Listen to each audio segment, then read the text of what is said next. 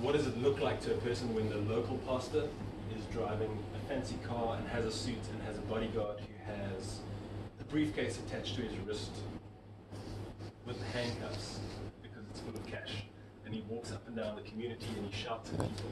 He goes, "You want to be blessed? We say, come to know Jesus." And I don't want to know that Jesus. I don't want to have anything to do with that Jesus. And that's the cold face in which we find ourselves with. And our community, so we don't call ourselves an organization, we are in fact community. We live life together, we work together, we are friends together, our kids know each other, we go to each other's homes. We have chosen to break the mold of what an NGO is like.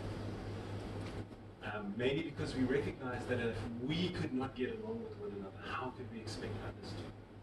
So we have vastly different theological viewpoints in our organization, and we have to find ways to talk to one another. So we have a Pentecostal pastor who started in an informal settlement, grew up in a one-parent home, as many young black people do in this country, and has now planted multiple churches. And he will sit next to someone who's in, I sort of want to label myself now, is an Anabaptist leaning towards anarchism, because I don't see that the government has any point or purpose in the world that we live in. In fact, I only think that the community of God working together for God's people can make any change. But Lutando and I have to find a way to work together, right? If we're going to make wholesale change, which we believe is possible, we have to learn to talk and walk with one another. Don't say so, Mr. Bender. And we have to learn to have deep compassion for one another, to genuinely love one another, and to interact in a way that says, I see you, and I recognize where you come from, who you are, but I see more than that. I see that an awakening of a critical consciousness within black people in South Africa is an important turning point. It's so I'm an urbanist. My studies revolve around urbanism and theological urbanism. Specifically, we would call that a spatial turn. So the moment that something spatially shifts and you're able to go, oh, we need a spatial turn here. So when we're able to turn that little theological knob a little bit, we go, actually, there's a critical consciousness arising, which makes people desperately uncomfortable, and it makes power uncomfortable, and it makes money uncomfortable. Yeah. Because suddenly, you're at a space where you're going, hold on, this guy has an active voice, and he is mobilizing those around him to have an active, critical consciousness within the community, and that creates deep-seated discomfort powers, to quote Alden. And the discomfort that we see amongst the powers is something that we have to wrestle with. And I don't think that it would be wise for us to simply say this is a South African problem. This is a global concern. Yes. This is an Australian concern with how First Nations are treated in Australia. This is an American issue with the word First Nations and other minorities, specifically black people, are treated in America. We are able to work together with American organizations, and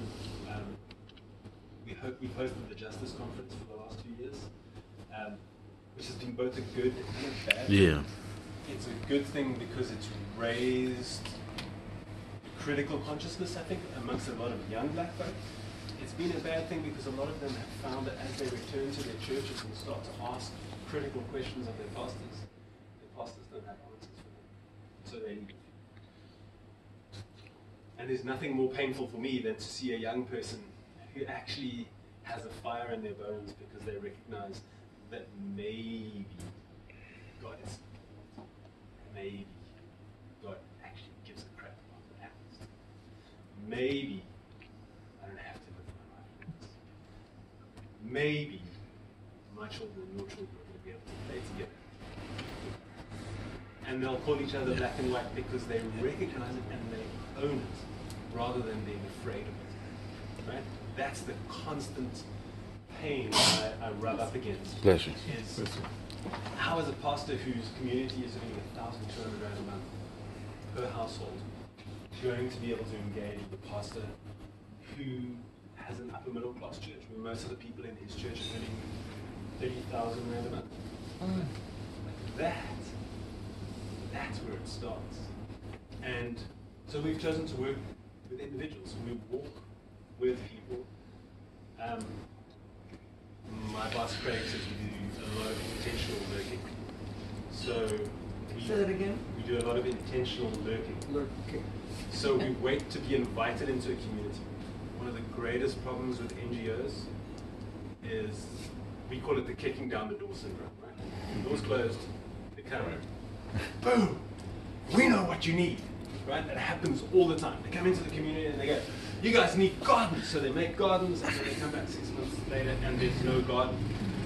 There's no garden because there was no community interaction. If you do not believe that Africa has the answer to Africa's problems, you have no business coming to being here. It's that simple. Africans have the answers. It's this constant notion that's downplayed, and people arrive and go, well, we thought we could do this. This has worked in Guatemala, or this has worked in India, or this has worked. No. This is a completely different context. You're dealing with people who have been deeply oppressed. First by law and now by economics. Right? There is such a deep-seated pain and a intergenerational trauma that exists with so many people of color in this country. And I think, so Steve Biko, who was a black consciousness leader in South Africa in the 70s, was killed by the police. I don't know if you know the story of Biko at all. We know the name, but you could rehash the story. Wow. I'm just to say, he wrote a book called I Write What I Like, and in it he talked about white people was going to deal with white people and they need to come to it. Right? So I try and live my life by that code because I think it's a healthy code. I think it's entirely unhealthy at this point in history for us to be going, let's all work together. It's a little too edgy for me. So Biko was a black consciousness leader in the 70s. He spoke very much about a rising critical consciousness amongst black people. He was like, believe in yourself, love yourself, honor yourself, be faithful to yourself. And I'm not doing him justice, but over time it would diverge into I think it's important. Did you guys get to go to Robben Island? No. Twice denied. Yeah. His schedule changed according to our schedule on Robben Island, so this is the most flexible guy in the world. Yeah. Thank you. We tried, but the weather was against us. Sorry. The surfers weren't complaining. Yeah. So I think one of the things that I want to try and get across is when we talk about South Africa, we need to remind ourselves that we're dealing with a society that has still not come to terms with its own past. In the work that I do with a lot of white leaders and white young people, I think that we have developed amnesia. So they have a political amnesia. Because everyone you meet now is like, I was liberal during the party. How did it last? Right? Accept complicity. Own it. My family moved here from the UK, from England in 1972. It took me a long time to recognize, actually my family moved here to benefit directly from it. My family went from working class English people to upper middle class white people within a generation. That is an unhealthy thing. So I have to own that. You know, actually, this is who I am in this story. And unless I own that complicity, I am unable to be a whole person. I will simply regurgitate the ongoing narrative of, my parents were. They were. My dad was and still is a racist. That has to be something that is acknowledged. And so those are the struggles that we deal with. And we also must recognize that many of our student leaders who were strong student leaders on the campuses in South Africa during the 70s and early 80s are now the captains of industry. And they are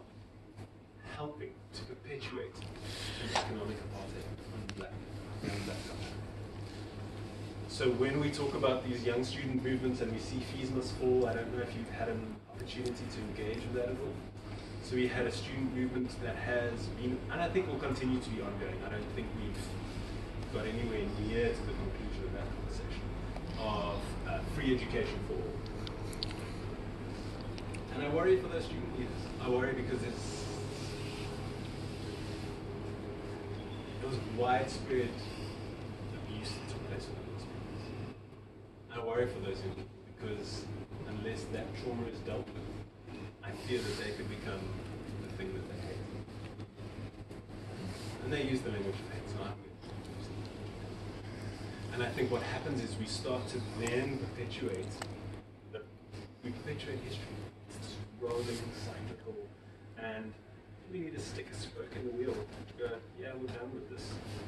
This needs to change. I'm going to ask you to ask me some questions in a minute because I'm not normally a speaker. I'm a listener first and then an interaction. But I want to talk a little bit about, you're all from a seminary, so I can do this. I'm often not able to use the language of Jesus in the spaces that I work in. When we talk about the church, we must understand the church's complicit nature in the past. Right? So in Stellenbosch, there was a theological underpinning to apartheid. Right? Like the races don't mix.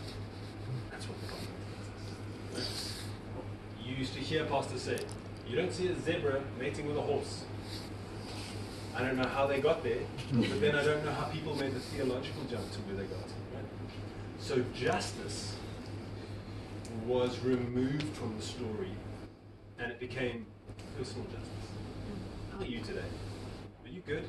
How's your walk with Jesus? Have you had a quiet time? Have you spent time with the Lord today? Are you being the best that God can make you? But we did this individually, so we removed the essence of community. And the Bible is a book of community. It's written about community, in community, by community. God in God's self is a community. And so we continue to wrestle with this theological underpinning. And some of our young black leaders are going, we don't need this God. We don't need white Jesus, and we don't need the white God. We are done with him. We want to return to our traditional beliefs. And if your God somehow pops up in our story, we can work with this. And I think that maybe is part of the challenge in how we learn to talk and interact with one another. Is this idea that actually God in God's self has been grossly misrepresented by a church that has chosen to be used and abused by government. So put my hands up straight away and will say, I think the church-state thing for myself and for what I see in this country is dangerous. I think it's a dangerous move when the church becomes an instrument of the state. We have an election coming up this year, and I guarantee you that at least one of our politicians who's been saved multiple times will be saved in the church somewhere this year. Yeah. They'll get behind a pulpit and they'll say how God has called them to this place. For such a time as this, right? And then they'll perpetuate the common popular language of the church of the city. We're here for the city. We're here to take the city for Jesus. Yep. Where are you going to take it to? So my friend Barry builds sandbag houses in an informal city called Sweet Home Farm. And he tells the story of how they've been building a sandbag house, and suddenly, boom, in come this group of council workers, potholes are repaired, the taps are working, the toilets are fixed. Next thing they hear, the mayor's coming. Mayor rocks up. Everything's been cleaned up. So they have this community meeting, and eventually our friend Sia says to them, he puts his hand up and he says to the mayor, when are you coming again? And she says, oh, I probably won't be here again for a while. So he goes, I'd like you to come back in 2 weeks' time when the potholes are open again, so that these guys who've lied to you and told you that they've done some work, who have actually done nothing, can come back and do this. It's like, and I want you to know this because 5 weeks from this day, we had to fetch a fetus that was lying in the gutter so that the kids could walk into school. So that is my friend's reality. That's what he deals with. And so when we talk about God, where is God in that? Where is God in that for those children? Where is God in that for my friend whose son had to jump over a dead body on his way to school? Right here in Ocean, 3 kilometers that way. Where is God in that? So these are the questions that we have to start asking ourselves in a South African context. Is we lived with a political dynamic that told us this is who Jesus is, this is who God is, that we could be theologically separated racially from one another, that one could be superior to another, right? It's an incredibly dangerous dynamic. I'm going to just end with this story because I think it's an important story when I'm talking, and then I want to ask you to ask me some questions because we learn from one another, Yeah. and I will learn from you. I'm not here, I don't claim to be an expert of anything. When the South African system started introducing apartheid, it was operating, the city was planned alongside a 1930s German system, which broke people into two classes, the Übermenschen and the Untermenschen. The Übermenschen were the white folks, and the Untermenschen were the black people. Wherever power was located, suburbs were pushed together that were traditionally white, and black people were moved as far outside the city as was possible, but within a certain framework that would allow people to travel into town. It worked on the basis that if we psychologically, if we make you live in a small house, which you have to build yourself, if we offer you no open spaces, if there are no playing fields, and if your only option to get to work is a dysfunctional public transport system, we will be able to keep you in your place. That is how the city was built. How do you undo 70 years of spatial space? So we have to ask ourselves questions as the church around spatial justice, around racial justice, and around social justice as a construct. Right? When people say, and I admit that I've become deeply suspicious when people say to me, I have a passion for the poor. God has called me to the poor. I have become deeply suspicious of that because I think it's become an angle. Right? It's a great fundraising angle. It's a dangerous place that we find ourselves in because we have to know one another's hearts. We have to be able to work together. Outside of that, we're done. Right? Like,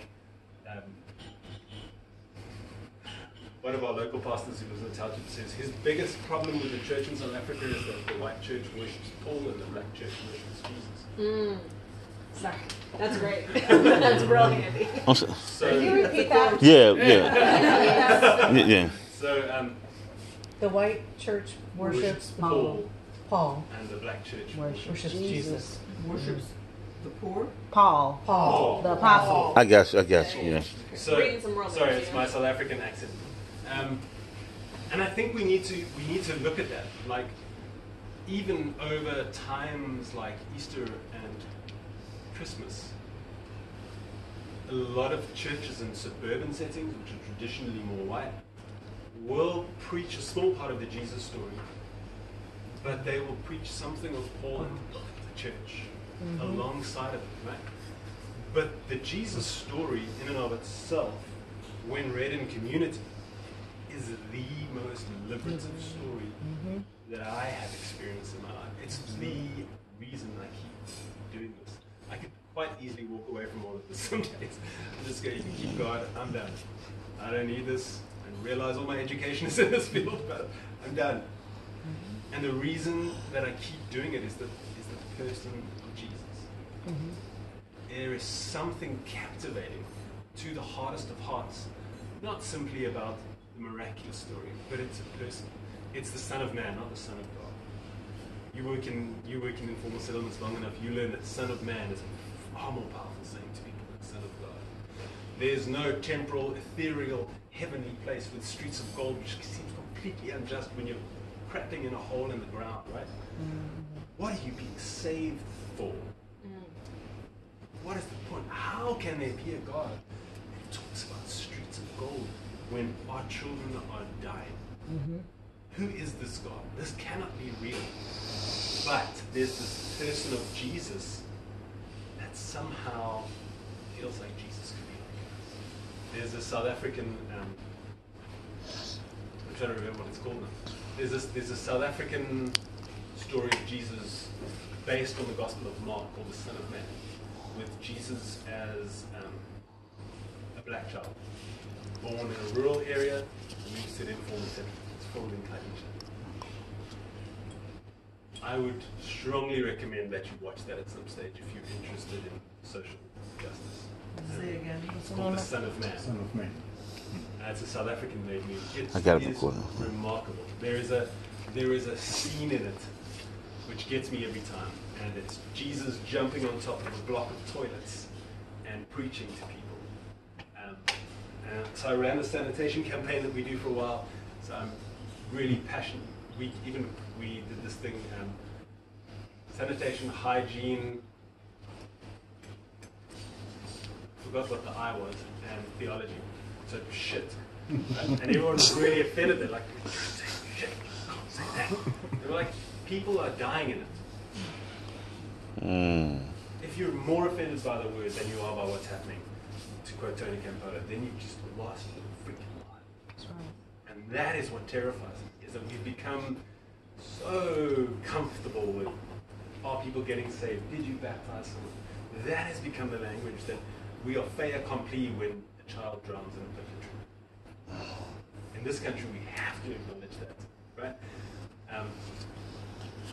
I'm so sad you're leaving. I would love to have taken you to my friend Alan Story, who runs the Central Methodist Church in town. We actually talked there. Oh, good. Did you meet Alan? Yeah. Oh, yeah. We encountered. Cancer out. Okay, so then you'll have known that Alan's the real deal. As far as I'm concerned, Alan is probably the most real priest in the city. Because he is willing for his faith to be activated on the streets. I'm trying to remember who said it. It was Daniel Berrigan. He said, faith is not where your head is at, faith is not where your heart is at, faith is where your ass is at. Right? And that's true. We can talk about that. We have faith like God is going to. Well, where is that faith coming from? Does your faith live with people, or is your faith sitting in an ivory tower? And I think we're seeing an educational shift in that we're starting to see more activist academics stepping into spaces. And they're not just shaking the tree, they're just at the bottom, just chopping that bad boy down.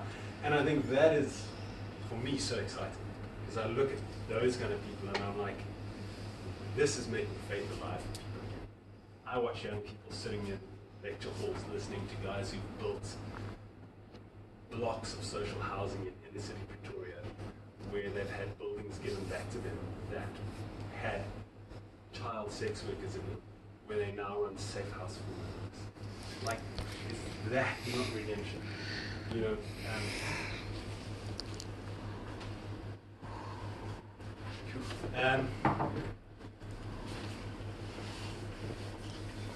in the end, when all things are renewed and all things are made, my friend Stefan, who's also my mentor and my lecturer and all sorts of things in the University of Victoria. Stefan de Beer. Yes, Okay. you know Stefan. Yes, yes. So there's something to Stefan. And at the end of days, when all is wrapped up, I do believe that there'll be some work that we have done that will be in the new creation. And that will be that spot that God will walk us to and go, well done. I don't live for streets made of gold. I live to see my friend Nkosi being able to not be controversial by talking about rape in South Africa, black women being at risk and black queer women being at most risk in South Africa. We live in a community, we live in a country where corrective rape is still a thing. I don't know if any of you know what that is. Say that again. Corrective rape. Where there's a belief that a woman can be raped straight if she is. If she's what? If she's a lesbian, they think if she just That's crazy. So- yeah. When Wow. church in South Africa has conversations about sexuality, that's my point of departure. I know someone who that's happened 3 times. Wow. First time it happened to her, she was turned away at the hospital. She was turned away at the clinic. She was turned away at the police station. She was turned away at the local church. If that is not something that distresses us and should make us ask theological questions about who are we? Nothing ever will. That is my biggest challenge with people. Is when they say, what Mother Teresa's old saying, you say you love the poor, tell me their names. And that's the thing, right? People, we can make wild claims, but unless we have hands and feet and bodies, unless we are willing to stand side by side with our neighbor and go, we need to do something together, we may as well just walk away. Because it's not going to work with it's not going to work with someone standing there and going, who wants to get saved today? Right? That is to quote Jesus, well then who can be saved? Right? So I'm going to give you some options. I'd love you to ask me some questions about the work that we do, or we could try and do a contextual Bible study together, which may be a lot more difficult because we're all from very different contexts. But it also may be entertaining in an interesting kind of a way. So what I'm finding from your Yes. conversation is it's creating a great wrap up, I guess, to what we've been experiencing Yes. the past 2 weeks. I feel like in the last,